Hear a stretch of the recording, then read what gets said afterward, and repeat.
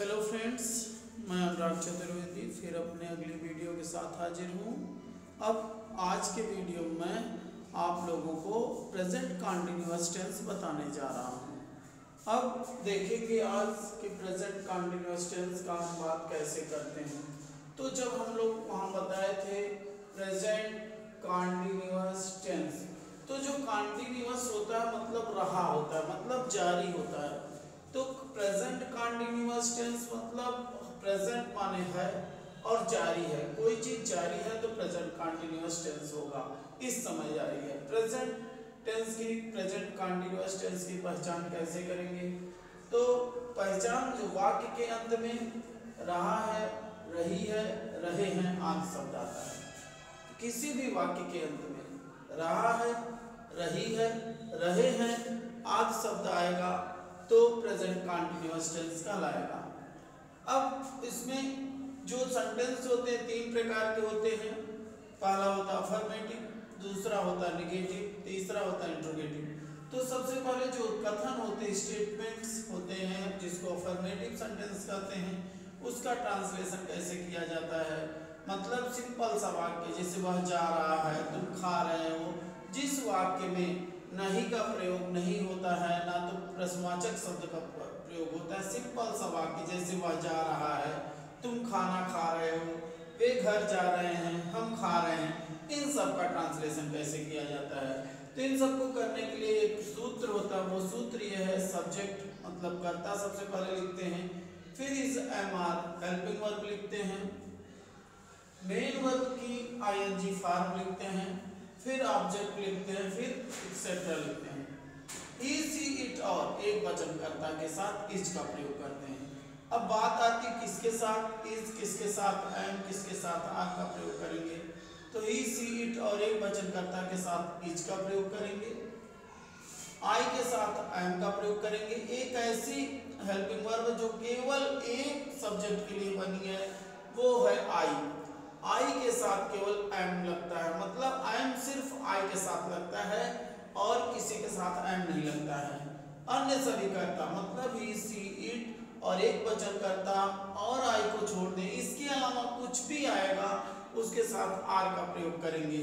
अब आगे चलते हैं, देखते हैं ट्रांसलेशन कैसे किया जाता है। वह जा रहा है, वह की अंग्रेजी क्या होती है? ही होती है, तो सबसे पहले सब्जेक्ट ही हो जाएगा। इस एम आर में से एक चीज लिखना होता है, तो इस एम आर में से एक चीज क्या लगेगा? ही के साथ ही सी इट और एक वचनकर्ता के साथ इज लगता है, तो ही इज हो गया। उसके बाद क्या होता है? मेन वर्ब में आईएनजी फॉर्म लगती है मेन वर्ब की, तो जाना की क्या होती है इंग्लिश? गो होती है, गो की आईएनजी फॉर्म लगाएंगे, गोइंग हो जाएगी, तो ही इज गोइंग हो जाएगा। तुम खाना खा रहे हो, तुम की इंग्लिश क्या होती है? यू होती है। तुम की इंग्लिश क्या होती है? यू होती है। तो अब जब यू होती है तो यू के साथ क्या लगेगा देखेंगे, ही सी इट के साथ इज, आई के साथ एम और एक वचनकर्ता के साथ इज।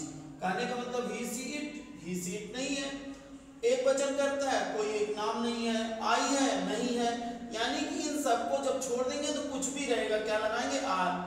यू के साथ क्या लगेगा? आर। अब खाने की इंग्लिश क्या होती है? ईट, और उसका आईएनजी फॉर्म क्या हो जाएगी? ईटिंग। यू आर ईटिंग, और क्या खा रहा है? खाना, the food. You are eating the food. अब वे घर जा रहे हैं, वे की इंग्लिश क्या होती है? दे। अब दे के साथ क्या लगता है इसको पता करेंगे।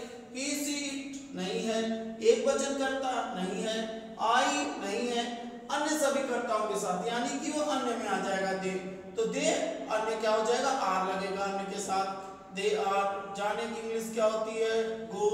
अब फर्स्ट आईएनजी फॉर्म क्या हो जाएगी? गोइंग। दे आर गोइंग, कहाँ जा रहा है? घर। To house, they are going to house. अब इसके बाद देखेंगे हम खा रहे हैं, हम की इंग्लिश क्या होती है?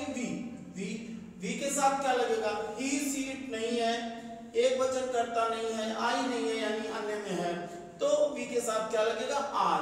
वी आर, और खाना का अंग्रेजी होती ईट और ईटिंग हो जाएगा आईएनजी फॉर्म, तो वी आर ईटिंग। इस तरह से एक बार फिर से देख लेंगे। वह जा रहा है, ही इज गोइंग होगा। तुम खाना खा रहे हो, you are eating the food होगा। वे घर जा रहे हैं, they are are going to house होगा, हम खा रहे हैं, वी आर ईटिंग होगा।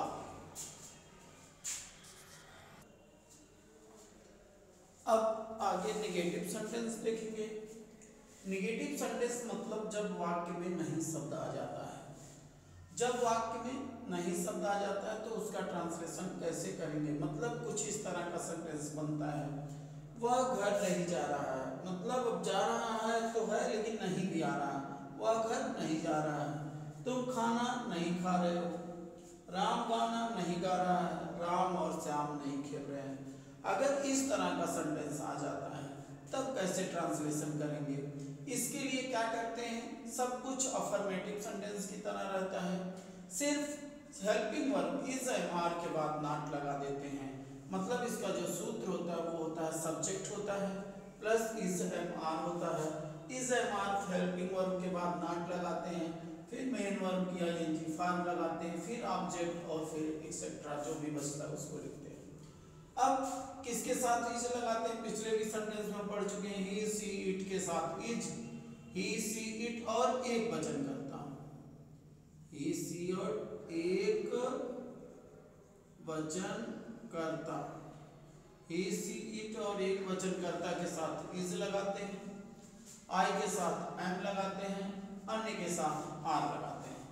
अब उदाहरण देखेंगे, वह घर नहीं जा रहा है, वह की अंग्रेजी क्या है? ही है, ही के साथ क्या लगता है? इज लगता है, ही सी इट और एक वचन करता के साथ इज, तो ही इज के बाद नहीं है इसलिए नॉट लग जाएगा, ही इज नॉट।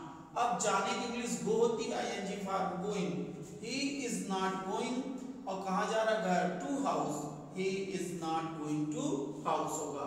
दूसरा देखेंगे, तुम खाना नहीं खा रहे हो। अब देखिए तुम आ गया, यू के साथ ना तो ही है, सी इट और एक वचन करता के साथ इज, आई के साथ एम, अन्य के साथ आर, अन्य में आ जाएगा तो यू आर हो जाएगा। अब यू आर के बाद नॉट, यू आर नॉट।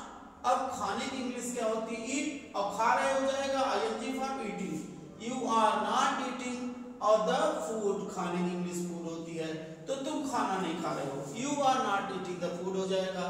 वह घर नहीं जा रहा है, he is not going to house हो जाएगा। राम गाना नहीं गा रहा, राम है सिंगुलर नंबर, मतलब एक वचन है, तो एक वचन का कर्ता होता है तो इज लगता है, तो राम इज, अब उसके बाद नॉट लगेगा सूत्र के कारण, राम इज नॉट गा रहा है, गाने की इंग्लिश सिंग होती है तो singing, Ram is not singing the song. अब आपको क्या हो गया? राम गाना नहीं गा रहा है, Ram is not singing the song हो जाएगा। अब राम और श्याम नहीं खेल रहे हैं, राम और श्याम नहीं खेल रहे हैं। अब दो लोग हो गए, दो लोग मतलब प्लूरल नंबर हो गया, सिंगुलर नंबर एक वचन कर्ता के लिए जो होता है, जब प्लूरल आ जाता है अन्य में आ जाएगा तो राम और श्याम के साथ क्या लगेगा? आर लगेगा, राम एंड श्याम आर। अब उसके बाद नॉट हो जाएगा, तो Ram and Shyam are not, और खेल रहे हैं तो प्लेइंग हो जाएगा, यानी कि राम और श्याम नहीं खेल रहे हैं, Ram and Shyam are not playing. अब इसके बाद हम इंट्रोगेटिव सेंटेंस देखेंगे, उसको कैसे करते हैं। अब हम इंट्रोगेटिव सेंटेंस देखेंगे, इंट्रोगेटिव सेंटेंस का ट्रांसलेशन कैसे करेंगे। तो अब देखेंगे कि जो इंट्रोगेटिव होता है दो तरह का होता है, इंट्रोगेटिव सेंटेंस दो तरह का होता है। पहला होता है यस नो टाइप्स। ये यस नो टाइप्स क्वेश्चन कैसे पता चलता है? जब वाक्य क्या से शुरू हो जाएगा, ध्यान देंगे, जब वाक्य क्या से शुरू होगा तो यस नो टाइप्स क्वेश्चन बनाते हैं, मतलब इसका आंसर हम यस या नो से दे सकते हैं। तो इस तरह का जब क्या से शुरू होता है सेंटेंस, तो इस तरह के वाक्य का ट्रांसलेशन कैसे करेंगे, इसके लिए भी सूत्र को देखेंगे। सबसे पहले जब भी क्या से शुरू होगा, हेल्पिंग वर्ब जो भी सेंटेंस की होगी उसको बाहर निकालेंगे। कहने का मतलब ये प्रेजेंट कंटीन्यूअस टेंस है, इसकी helping verb is am are होती है, इसलिए सबसे पहले इज एम आर लिखेंगे। क्या लिखेंगे? सबसे पहले इज एम आर लिखेंगे, इसके बाद कर्ता लिखेंगे मतलब सब्जेक्ट लिखेंगे, उसके बाद मेन वर्ब की आईएनजी फॉर्म लिखेंगे, इसके बाद मेन वर्ब की आईएनजी फॉर्म लिखेंगे, उसके बाद ऑब्जेक्ट लिखेंगे मतलब वर्ब लिखेंगे, उसके बाद एक्सेट्रा लिखेंगे मतलब जो बचेगा वो लिखेंगे। इज एम आर हमेशा मैं बता रहा हूँ इज एमआर किसके साथ यूज होगा, इज ही सी इट और एक वचनकर्ता के साथ, एम तो केवल अकेले ही आई के साथ यूज होता है और अन्य सब के साथ आर यूज कर देंगे, प्रयोग कर देंगे। अब क्या वह जा रहा है, सिंपल सी बात है, क्या वह जा रहा है, जब क्या से शुरू हुआ तो हेल्पिंग वर्ब सबसे पहले लिख देंगे। अब लेकिन हेल्पिंग वर्ब कैसे लिखेंगे, सबसे पहले कर्ता जाएंगे, कर्ता क्या है, वह है, वह की अंग्रेजी क्या होती है, ही होती है। तो जब कर्ता वह है, वह की अंग्रेजी ही होती है, तो ही के साथ क्या लगेगा पहले उसको देखेंगे, ही सी इट और एक वचनकर्ता के साथ इज लगता है, तो सबसे पहले इज, उसके बाद ही, उसके बाद जाने की इंग्लिश वो होती है, लेकिन चूंकि आईएनजी फॉर्म लगता है इसलिए इज ही गोइंग हो जाएगा, इसका क्या वह जा रहा है, इज ही गोइंग। ठीक उसी प्रकार क्या सीता पानी पी रही है, तो क्या से शुरू है, हेल्पिंग वर्ब पहले लगेगा, लेकिन सीता क्या है, एक वचन है, एक वचनकर्ता के साथ क्या लगता है, इज लगता है।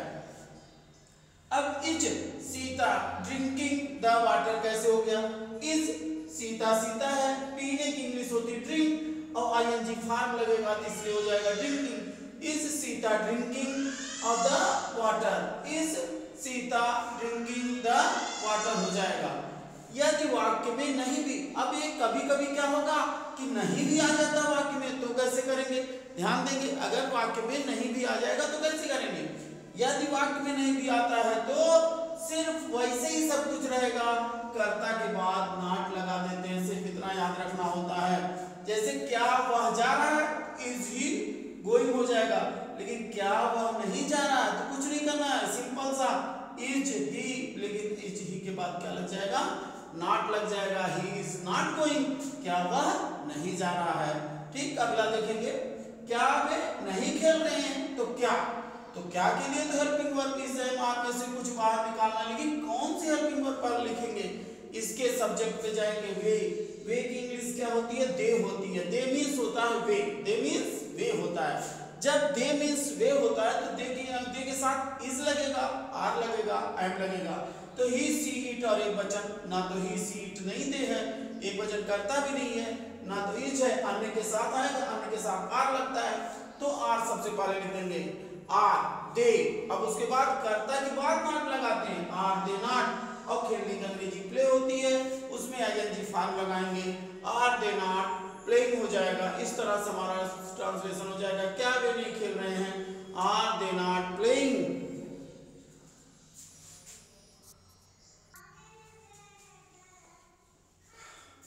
अब हम अंतिम प्रेजेंट कंटीन्यूअस टेंस का अंतिम जो सेंटेंस आता है इंट्रोगेटिव में, WH type question, WH types को कैसे हम ट्रांसलेट करते हैं इसको देखेंगे।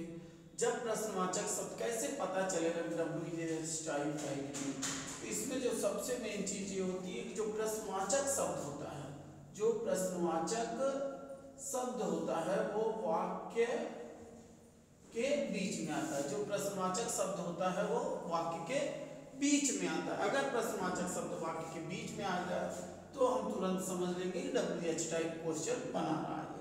अब WH टाइप क्वेश्चन होगा तो उसका सूत्र कैसे ट्रांसलेट करेंगे, तो सबसे पहले जो प्रश्नवाचक शब्द होगा उसकी इंग्लिश लिखेंगे, फिर हेल्पिंग वर्ब इज एमआर में से जो भी सब्जेक्ट के अनुरूप होगा उसको लिखेंगे, फिर सब्जेक्ट लिखेंगे, मेन वर्ब की आईएनजी फॉर्म लिखेंगे, ऑब्जेक्ट लिखेंगे और एक्सेट्रा कुछ भी लिखेंगे जो बचा हुआ होगा।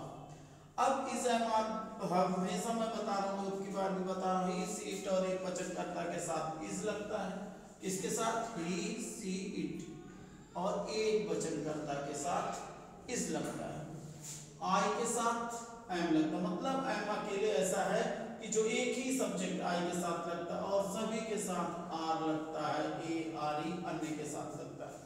अब ट्रांसलेशन कैसे होगा, प्रश्नवाचक शब्द बीच में आएगा तो वह क्या खा रहा है, अब आ गया बीच में क्या आ गया, तो वह क्या खा रहा है, क्या की इंग्लिश व्हाट होती है, लेकिन इसमें सब्जेक्ट देखना होगा हेल्पिंग वर्ब लगाने के लिए, तो वह है, वह के साथ क्या लगेगा, ही इंग्लिश होती है, ही के साथ इज लगता है, व्हाट इज, अब उसके बाद तब सब्जेक्ट लगेगा ही, व्हाट इज ही, और खाने की इंग्लिश ईट होती है, रहा है इसलिए आईएनजी फॉर्म लगेगा, व्हाट इज ही ईटिंग हो जाएगा। इस तरह से पहले का ट्रांसलेशन हो जाएगा, वह क्या खा रहा, व्हाट इज ही ईटिंग हो जाएगा। तुम कहाँ जा रहे हो, लो कहाँ जा रहे हो, तो यहाँ कहाँ की अंग्रेजी सबसे पहले लिखनी है। कहाँ की इंग्लिश होती है वेयर, WHERE वेयर। अब वेयर उसके बाद हेल्पिंग वर्ब, लेकिन सबसे पहले सब्जेक्ट देखेंगे तुम, यू होता है, तो तुम के साथ यू के साथ क्या लगता है, आर लगता है, क्योंकि ही सी इट वचन करता है, ये नहीं है ना, तो आई है, तो अन्य के साथ आर लगता है, इसलिए यू अन्य में आ जाएगा, तो ये हो जाएगा आर, यू के साथ आर हो जाएगा। वेयर आर यू, और जाने की इंग्लिश गो होती है, रहे हैं ING हो जाएगा। तो तुम कहाँ जा रहे हो, वेयर आर यू गोइंग, इसकी इंग्लिश हो जाएगी। अब आगे एक चीज और देखेंगे, जब वाक्य में नहीं भी आ जाए, जैसे वह क्या नहीं खा रहा, भाई वह क्या नहीं खा रहा, इसका ट्रांसलेशन आ जाएगा तो कैसे करेंगे, वह क्या नहीं खा रहा है, तो कुछ नहीं करना है, सब कुछ वह क्या खा रहा है के ही अनुरूप रहेगा, सिर्फ कर्ता के बाद नॉट लगा देंगे। व्हाट इज ही ईटिंग, वह क्या खा रहा है, वह क्या नहीं खा रहा है, what is he not eating, सिर्फ नॉट का अंतर होगा कि सब्जेक्ट के बाद नॉट लगा देंगे। आगे देखेंगे, तुम क्यों नहीं जा रहे हो भाई, why are you not going, why क्योंकि अंग्रेजी वाई होती है, और वाई के साथ फिर यू खोजेंगे, यू के साथ आर लगता है, तो वाई आर, फिर सब्जेक्ट यू, फिर कर्ता के बाद नॉट और going, why are you not going. इस तरह से हम प्रेजेंट कॉन्टिन्यूअस के तीनों प्रकार के सेंटेंस, जिसमें इंट्रोगेटिव में 2 प्रकार के सेंटेंस होते हैं, हम समझ चुके हैं, और आगे हम अपनी वीडियो में ऐसे ही अगली वीडियो में प्रेजेंट परफेक्ट टेंस के को बताएंगे। धन्यवाद।